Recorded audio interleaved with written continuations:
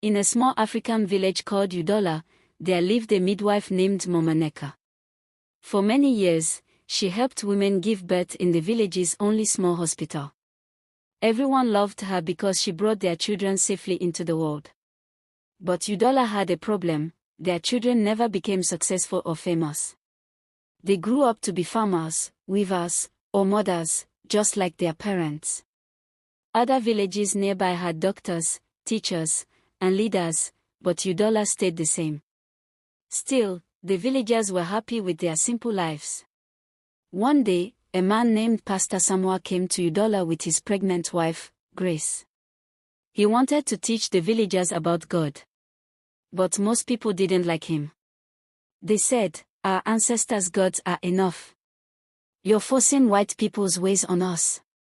Only a few villagers secretly listened to him, including Chief Okeke's daughter, Adana. She would hide when she went to pray with the pastor. A week later, the chief and some angry villagers sent the pastor a letter: "Leave, or we will kill you and sacrifice you to our gods." But Pastor Samuel stayed. One evening, while he was praying with his small group, Chief Okeke stormed into his house. The chief was furious because Adana was there. He tried to drag her home, but she refused. During the struggle, Grace, the pastor's wife, was pushed.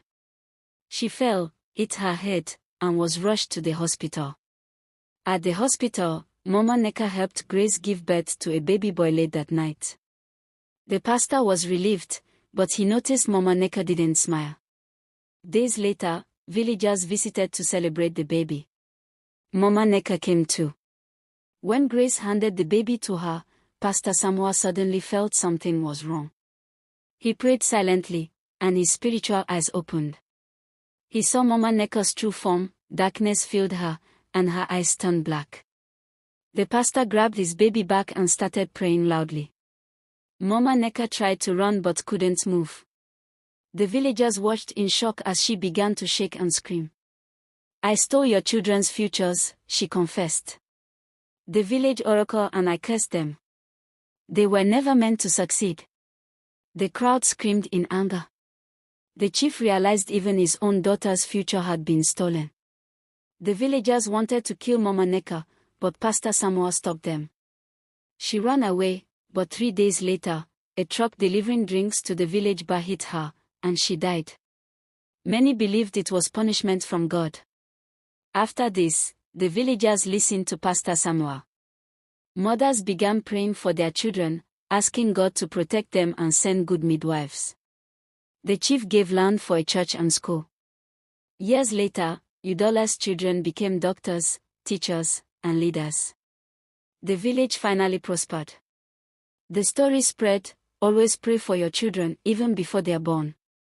And be careful who helps bring them into the world. Some midwives serve darkness, not light. Udola learned that with faith, even the deepest curses can be broken, and every child can shine.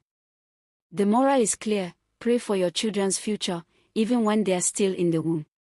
Ask God to send a good midwife during childbirth, as some work for evil, not good. Darkness cannot hide forever, truth and faith will always bring light.